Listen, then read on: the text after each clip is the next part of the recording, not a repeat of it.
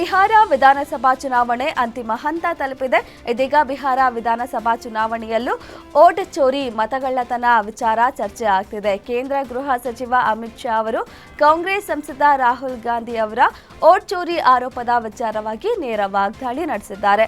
ಮತದಾರರ ಪಟ್ಟಿಯಿಂದ ನುಸುಳುಕೋರರ ಹೆಸರುಗಳನ್ನು ಅಳಿಸಲಾಗಿದೆ ಎಂಬ ಕಾರಣಕ್ಕೆ ಅವರು ಈ ವಿಷಯದ ಬಗ್ಗೆ ಮಾತನಾಡುತ್ತಿದ್ದಾರೆ ಎಂದು ರಾಹುಲ್ ಗಾಂಧಿ ಬಗ್ಗೆ ದೂರಿದ್ದಾರೆ.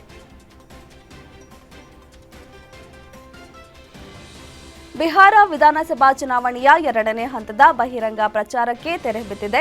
ಇಂದು ಮನೆ ಮನೆ ಪ್ರಚಾರ ನಡೆಯಲಿದ್ದು ನಾಳೆ ಎರಡನೇ ಹಂತದ ವೋಟಿಂಗ್ ನಡೆಯಲಿದೆ.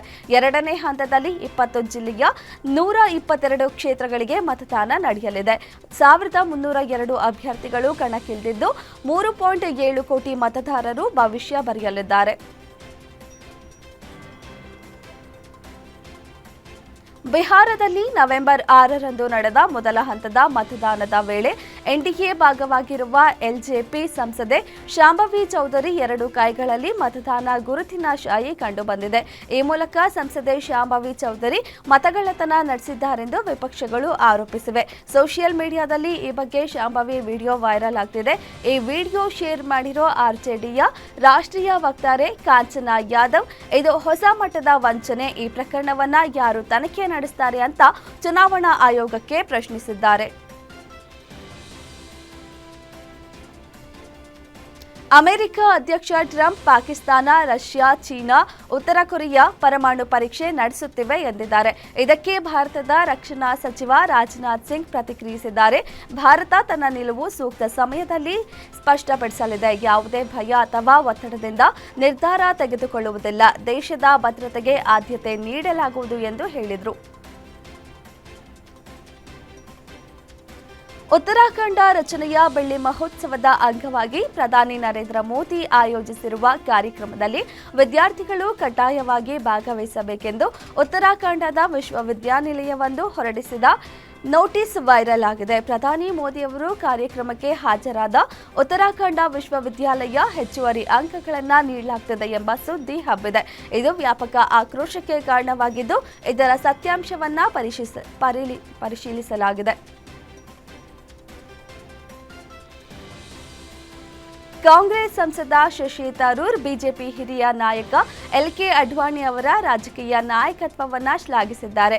ಬಾಬ್ರಿ ಮಸೀದಿ ಧ್ವಂಸ ಘಟನೆಯನ್ನ ಮಾತ್ರ ಮುಂದಿಟ್ಟುಕೊಂಡು ಅಡ್ವಾಣಿ ಅವರ ನಾಯಕತ್ವವನ್ನು ಅಳಿಯಬಾರದು. ನೆಹರು, ಇಂದಿರಾ ಗಾಂಧಿ ಅವರಂತೆ ಅಡ್ವಾಣಿ ಕೂಡ ಶ್ರೇಷ್ಠ ರಾಜನೀತಿಜ್ಞ, ದಾರ್ಶನಿಕ ಎಂದು ತರೂರ್ ಅಭಿಪ್ರಾಯಪಟ್ಟಿದ್ದಾರೆ. ತರೂರ್ ಟ್ವೀಟ್ಗೆ ಕಾಂಗ್ರೆಸ್ ಅಧಿಕೃತವಾಗಿ ಟ್ವೀಟ್ ಮಾಡಿದ್ದು, ತರೂರ್ ಅವರು ತಮಗಾಗಿ ಮಾತನಾಡುತ್ತಾರೆ, ಅದು ಪಕ್ಷದ ನಿಲುವಲ್ಲ ಎಂದು ಕಾಂಗ್ರೆಸ್ ಸ್ಪಷ್ಟಪಡಿಸಿದೆ.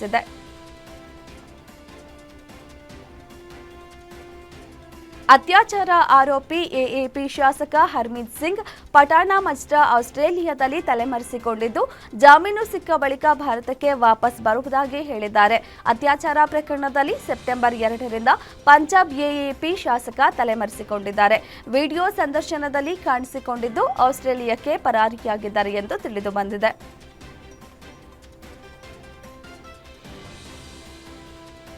ಎರಡ್ 2025ರ ಸಂಸತ್ತಿನ ಚಳಿಗಾಲದ ಅಧಿವೇಶನ ಡಿಸೆಂಬರ್ 1ರಿಂದ 19ರವರೆಗೆ ನಡೆಯಲಿದೆ ಎಂದು ಕೇಂದ್ರ ಸಂಸದೀಯ ವ್ಯವಹಾರಗಳ ಸಚಿವ ಕಿರಣ್ ರಿಜಿಜು ತಿಳಿಸಿದ್ದಾರೆ.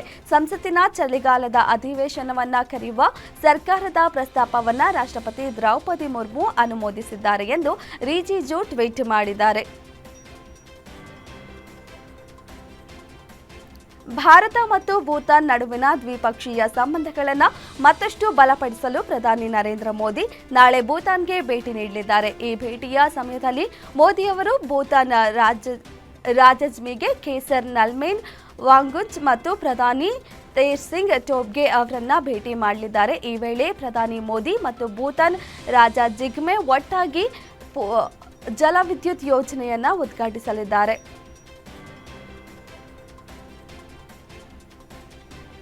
ಪಹಲ್ಗಾಮ್ನಲ್ಲಿ ರಕ್ತದೋಕುಳಿ ಹರಿಸಿದ ಉಗ್ರರ ಬಗ್ಗೆ ಹಾಗೂ ಉಗ್ರ ಸಂಘಟನೆಯ ಬಗ್ಗೆ ಮತ್ತಷ್ಟು ಸ್ಫೋಟಕ ರಹಸ್ಯಗಳು ಹೊರಬಿದ್ದಿವೆ. ಬೈಸರನ್ ಕಣಿವೆ ತೀರದಲ್ಲಿರುವ ಪಹಲ್ಗಾಮ್ಗೆ ಶಸ್ತ್ರಸಜ್ಜಿತ ಉಗ್ರರು ದಾಳಿ ನಡೆಸುವುದಕ್ಕಾಗಿಯೇ AK-47 ಮತ್ತು M4 ಅಸ್ಟಾಲ್ ರೈಫಲ್ಗಳನ್ನು ಹೊತ್ತು ದಟ್ಟ ಕಾಡುಗಳ ಮಧ್ಯೆ 22 ಗಂಟೆಗಳ ಕಾಲ ನಡೆದುಕೊಂಡು ಬಂದಿದ್ದರು. ಇದಕ್ಕೆಲ್ಲ ತರಬೇತಿ ನೀಡಿದ್ದು ಪಾಕಿಸ್ತಾನದ ಇಂಟರ್ ಸರ್ವಿಸಸ್ ಇಂಟೆಲಿಜೆನ್ಸ್ನಲ್ಲಿರುವ SI ಘಟಕ ಅಂತ ತಿಳಿದು ಬಂದಿದೆ. ಸಾರಿಗೆ ಸಂಪರ್ಕ ಸೇವೆಯಲ್ಲಿ ಕ್ರಾಂತಿ ಉಂಟು ಮಾಡುತ್ತಿರುವ ರೈಲ್ವೆ ಇಲಾಖೆಯು ತನ್ನ ವ್ಯಾಪ್ತಿಯಲ್ಲಿ ಸ್ವಚ್ಛತೆ ಬಗ್ಗೆ ಜಾಗೃತಿ ಮೂಡಿಸುತ್ತಲೇ ಇದೆ. ಆದರೆ ಈ ಬಗ್ಗೆ ಜನರಲ್ಲಿ ಜಾಗೃತಿ ಮೂಡಿದ್ದು ಸ್ವತಃ ಇಲಾಖೆ ಕೆಳಗೆ ಕೆಲಸ ಮಾಡುವ ಸಿಬ್ಬಂದಿಗೆ ಸ್ವಚ್ಛತೆಯ ಅರಿವು ಮೂಡಿದಂತಿಲ್ಲ. ಸಲೀಸಾಗಿ ರೈಲಿನ ಒಳಗೆ ಸಂಗ್ರಹಿಸಲಾದ ತ್ಯಾಜ್ಯವನ್ನ ಪ್ಲಾಸ್ಟಿಕ್ ಚೀಲದಲ್ಲಿ ತುಂಬಿ ಟ್ರ್ಯಾಕ್ಗೆ ಬಿಸಾಡಿದ ಘಟನೆ ನಡೆದಿದೆ. ಈ ಕುರಿತು ದೃಶ್ಯಗಳು ಸಾಮಾಜಿಕ ಜಾಲತಾಣದಲ್ಲಿ ವೈರಲ್ ಆಗ್ತಿವೆ.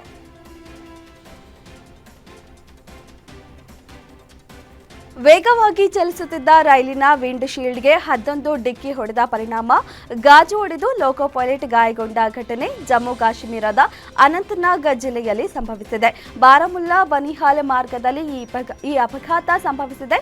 ಗಾಯಗೊಂಡ ಪಕ್ಷಿ ಮತ್ತು ಲೋಕೋ ಪೈಲಟ್ನ ವಿಡಿಯೋ ಸಾಮಾಜಿಕ ಮಾಧ್ಯಮದಲ್ಲಿ ವೈರಲ್ ಆಗಿದೆ.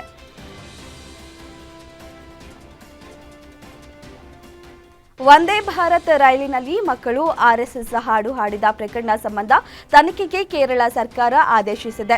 ಎರ್ನಾಕುಲಂನಿಂದ ಬೆಂಗಳೂರಿಗೆ ಹೊಸದಾಗಿ ಉದ್ಘಾಟನೆಗೊಂಡಿದ್ದ ವಂದೇ ಭಾರತ್ ಎಕ್ಸ್‌ಪ್ರೆಸ್ ರೈಲಿನಲ್ಲಿ ದಕ್ಷಿಣ ರೈಲ್ವೆ ಶಾಲಾ ವಿದ್ಯಾರ್ಥಿಗಳಿಂದ RSS ಹಾಡನ್ನು ಹಾಡಿಸಲಾಗಿತ್ತು ಎನ್ನಲಾಗಿದೆ. ಈ ಸಂಬಂಧ ತನಿಖೆ ನಡೆಸಿ ವರದಿ ಸಲ್ಲಿಸುವಂತೆ ಸಾರ್ವಜನಿಕ ಶಿಕ್ಷಣ ಸಚಿವ ವಿ. ಶಿವನ್ಕುಟ್ಟಿ ಸಾರ್ವಜನಿಕ ಶಿಕ್ಷಣ ನಿರ್ದೇಶಕರಿಗೆ ಸೂಚಿಸಿದ್ದಾರೆ. ವಿದೇಶಗಳಲ್ಲಿ ಕಾರ್ಯನಿರ್ವಹಿಸುತ್ತಿದ್ದ ದೇಶದ 2 ಮೋಸ್ಟ್ ವಾಂಟೆಡ್ ದರೋಡೆಕೋರರನ್ನು ಬಂಧಿಸುವಲ್ಲಿ ಭಾರತೀಯ ಭದ್ರತಾ ಸಂಸ್ಥೆಗಳು ಯಶಸ್ಸನ್ನು ಸಾಧಿಸಿವೆ. ಹರಿಯಾಣ ಪೊಲೀಸರು ಸೇರಿದಂತೆ ಭದ್ರತಾ ಸಂಸ್ಥೆಯ ಅಧಿಕಾರಿಗಳು ಜಾರ್ಜಿಯಾದಲ್ಲಿ ವೆಂಕಟೇಶ್ ಬಂಧಿಸಿದ್ದಾರೆ. ಭಾನು ರಾಣಾನನ್ನು ಅಮೆರಿಕದಲ್ಲಿ ಬಂಧಿಸಲಾಯಿತು. ರಾಣಾ ಕುಖ್ಯಾತ ಲಾರೆನ್ಸ್ ಬಿಷ್ಣೋಯಿ ಗ್ಯಾಂಗ್ನೊಂದಿಗೆ ಸಂಬಂಧ ಹೊಂದಿದ್ದಾನೆ. ಗಾರ್ಗ್ ಮತ್ತು ರಾಣಾ ಇಬ್ಬರನ್ನ ಶೀಘ್ರದಲ್ಲೇ ಭಾರತಕ್ಕೆ ಗಡೀಪಾರು ಮಾಡಲಾಗುವುದು ಎಂದು ತಿಳಿದು ಬಂದಿದೆ.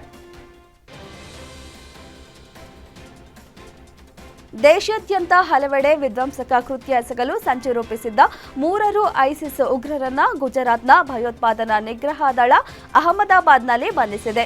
ATS ಪ್ರಕಾರ ಬಂಧಿತ ಉಗ್ರರು ಕಳೆದ 1 ವರ್ಷದಿಂದಲೂ ಕಣ್ಗಾವಲಿನಲ್ಲಿದ್ದರೂ ಶಸ್ತ್ರಾಸ್ತ್ರಗಳನ್ನು ವಿನಿಮಯ ಮಾಡಿಕೊಳ್ಳುವ ವೇಳೆ ಸಿಕ್ಕಿಬಿದ್ದಿದ್ದಾರೆ.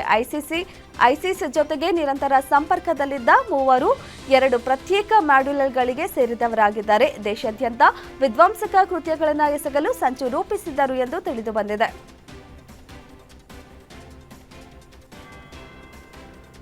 ದೆಹಲಿಯಲ್ಲಿ ವಾಯು ಮಾಲಿನ್ಯದ ಮಟ್ಟ ಮಿತಿ ಮೀರಿದೆ. ವಾಯು ಗುಣಮಟ್ಟ 400ಕ್ಕೆ ಕುಸಿದಿದ್ದು ನಿವಾಸಿಗಳಲ್ಲಿ ಆತಂಕ ಸೃಷ್ಟಿಯಾಗಿದೆ.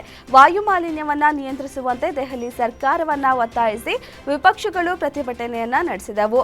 ಆಪ್ ಮತ್ತು ಕಾಂಗ್ರೆಸ್ ಪಕ್ಷಗಳ ನಾಯಕರು ಇಂಡಿಯಾ ಗೇಟ್ ಕಡೆಗೆ ಮೆರವಣಿಗೆ ನಡೆಸಿ ರಾಷ್ಟ್ರ ರಾಜಧಾನಿಯಲ್ಲಿ ವಾಯು ಮಾಲಿನ್ಯವನ್ನು ಎದುರಿಸಲು ಸರ್ಕಾರ ಪರಿಣಾಮಕಾರಿ ನೀತಿಗಳನ್ನು ರೂಪಿಸಬೇಕೆಂದು ಒತ್ತಾಯಿಸಿದರು. ಗೋವಾದಲ್ಲಿ ನಡೆದ ಐರನ್ ಮ್ಯಾನ್ 70.3 ಓಟವನ್ನು ಯಶಸ್ವಿಯಾಗಿ ಪೂರ್ಣಗೊಳಿಸಿದ ಸಂಸದ ತೇಜಸ್ವಿ ಸೂರ್ಯ ಹಾಗೂ ತಮಿಳುನಾಡು ಬಿಜೆಪಿಯ ಮಾಜಿ ರಾಜ್ಯಾಧ್ಯಕ್ಷ ಕೆ. ಅಣ್ಣಾಮಲೈ ಅವರಿಗೆ ಪ್ರಧಾನಿ ನರೇಂದ್ರ ಮೋದಿ ಶ್ಲಾಘಿಸಿದ್ದಾರೆ. ಈ ಕುರಿತು ಎಕ್ಸ್ನಲ್ಲಿ ಪೋಸ್ಟ್ ಮಾಡಿರುವ ಮೋದಿ, ಐರನ್ ಮ್ಯಾನ್ 70.3 ನಂತಹ ಕಾರ್ಯಕ್ರಮಗಳಲ್ಲಿ ನಮ್ಮ ಯುವಕರು ಹೆಚ್ಚಿನ ಸಂಖ್ಯೆಯಲ್ಲಿ ಭಾಗವಹಿಸಿದ್ದನ್ನು ನೋಡಿ ಸಂತೋಷವಾಯಿತು ಎಂದಿದ್ದಾರೆ.